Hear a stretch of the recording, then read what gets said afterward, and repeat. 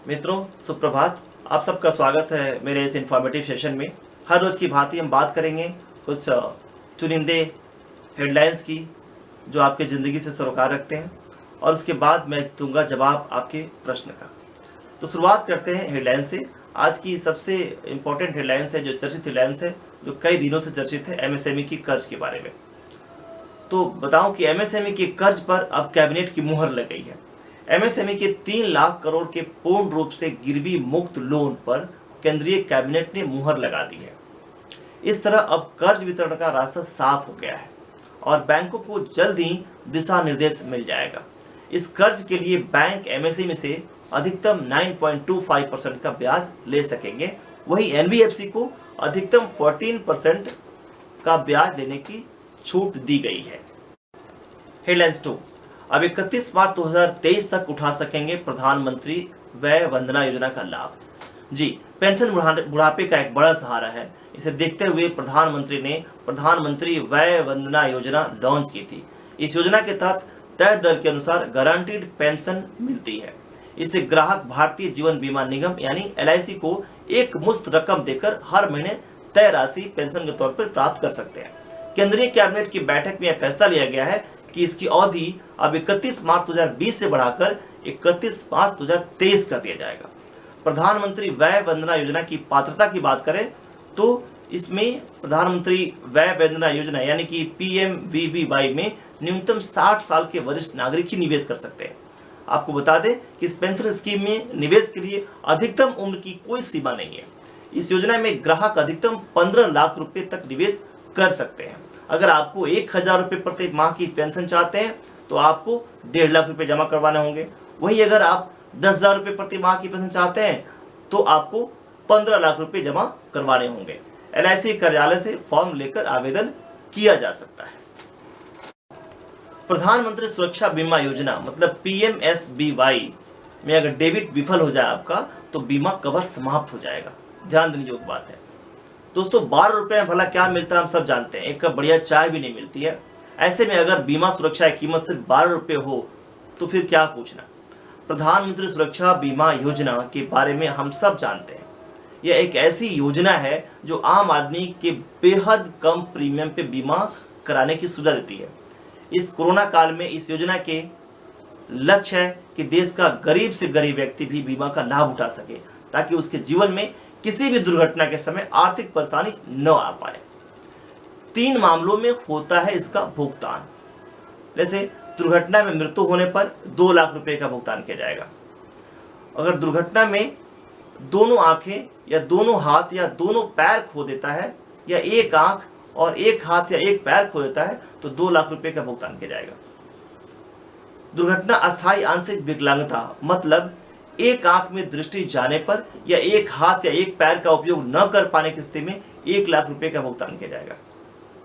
प्रधानमंत्री सुरक्षा बीमा योजना का लाभ 18 से लेकर 70 साल तक की उम्र के कोई भी नागरिक उठा सकता है। इस योजना में बीमा धारक को हर महीने 1 रुपए का प्रीमियम जमा करना होगा। प्रीमियम के लिए आपको बैंक में जाके फॉर्म पे स्वीकृति देनी होती है कि आपके खाते से प्रीमियम की राशि काट ली जाए। बैंक हर साल आपके खाते से प्रीमियम की राशि खुद ही काट लेता है। अगर मामले में किसी कारण से प्रीमियम का ऑटो डेबिट विफल हो जाता है तो ये बहुत ध्यान देने योग्य बात है कि आपका बीमा समाप्त हो जाएगा, बीमा कवर समाप्त हो जाएगा। हेडलाइन 4। युवाओं को कारोबारी बनाएगी योगी सरकार। जी, मुख्यमंत्री योगी आदित्यनाथ ने कहा है कि राज्य सरकार कृषि, स्वास्थ्य, शिक्षा और अन्य महत्वपूर्ण क्षेत्रों के लिए नई स्टार्टअप नीति ला रही है जिससे प्रदेश का युवा जुड़ सकेगा और रोजगार मिलने की संभावनाओं का बल मिलेगा।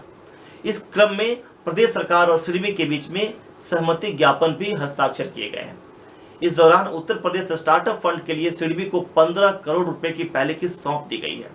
योगी जी ने कहा कि एमएसएमई के लिए भारत सरकार ने जिस नए पैकेज की घोषणा की उसके तहत प्रदेश के एमएसएमई विभाग ने एक बड़ा ऑनलाइन लोन मेला आयोजित करके उद्यमियों को लोन देने की कार्यवाही को संपन्न कर चुका है। हेडलाइन 5 की बात करते हैं। राशन कार्ड को आधार से लिंक कराने की डेडलाइन बढ़ा दी गई है, 30 सितंबर कर दी गई है। केंद्र सरकार ने हाल ही में राशन कार्ड को आधार कार्ड से लिंक कराने की डेडलाइन को 30 सितंबर तक बढ़ा दिया है। तब तक किसी भी सही लाभार्थी को उसके हिस्से का राशन देने से मना नहीं किया जा सकता है। किसी का राशन कार्ड आधार संख्या से नहीं जुड़ा हो, उसके कारण कोई राशन कार्ड को रद्द नहीं किया जाएगा, न ही लाभार्थी के नाम को लिस्ट से काटा जाएगा। UIDAI की वेबसाइट के मुताबिक राशन कार्ड धारक को खुद के आधार समेत परिवार के सभी सदस्यों को आधार कार्ड की कॉपी और राशन कार्ड की कॉपी PDS यानी राशन बांटने वाली दुकान पर जाकर जमा करानी होगी। साथ में परिवार के मुखिया की पासपोर्ट साइज फोटो भी ले जानी होगी। जिसके नाम पर राशन कार्ड है, अगर उसका बैंक खाता आधार कार्ड से लिंक नहीं है तो उसे अपने बैंक अकाउंट की पासबुक की भी एक फोटोकॉपी PDS दुकान पे जमा करानी होगी। राशन कार्ड से आधार लिंक होने पर राशन कार्ड धारक को रजिस्टर्ड मोबाइल पे मैसेज आ जाता है। अब लेते हैं आज का सवाल। आज का सवाल मेरे एक व्यूअर प्रदीप जी ने पूछा है। उनका कहना है कि PM किसान योजना जो है उसमें 6,000 सालाना के साथ साथ बिना खर्च पेंशन भी मिलने की बात है, वो क्या है वो बताइए जी। तो बात करते हैं उसकी। असल में अगर आपका रजिस्ट्रेशन PM किसान में है तो बिना किसी कागजी कार्रवाई के आप PM किसान मानधन में भी अपना रजिस्ट्रेशन करवा सकते हैं। इसका सबसे बड़ा फायदा है कि पेंशन योजना के लिए जरूरी अंशदान भी PM किसान सम्मान निधि के तहत आने वाली सरकारी सहायता से ही कट जाएगी, यानी आपको खुद के पास से कुछ भी खर्च करने की जरूरत नहीं होगी। PM किसान मानधन छोटे और सीमांत किसानों की मंथली पेंशन देने की एक योजना है, जिससे बुढ़ापे में हर महीने 3,000 रुपये पेंशन दी जाती है। हालांकि अगर PM किसान सम्मान निधि में रजिस्ट्रेशन नहीं है आपका, तो इसके लिए आपको हर महीने खुद ही अंशदान करना जरूरी होगा। PM किसान सम्मान निधि के तहत किसानों को 3 किस्त में हर साल 6,000 रुपये की सहायता मिलती है, जबकि PM किसान मानधन में मंथली योगदान 55 रुपये से 200 रुपये का होता है, जो सालाना आधार पर 660 रुपये से लेकर 2400 रुपये के बीच होता है। साथ ही बुढ़ापे में 36,000 सालाना पेंशन की भी इंतजाम हो जाता है। पेंशन योजना को कैसे लाभ लें, इसका लाभ कैसे लें, तो बात करते हैं। किसान पेंशन योजना में 18 से 40 वर्ष की आयु वाला कोई भी छोटी जोत वाला और सीमांत किसानों के लिए है, जिनके पास 2 हेक्टेयर तक की खेती की जमीन है। इन्हें योजना के तहत कम से कम 20 साल और अधिकतम 40 साल तक 55 रुपये से लेकर 200 रुपये तक का मासिक अंशदान करना होता है, जो उनकी उम्र पर डिपेंड करता है।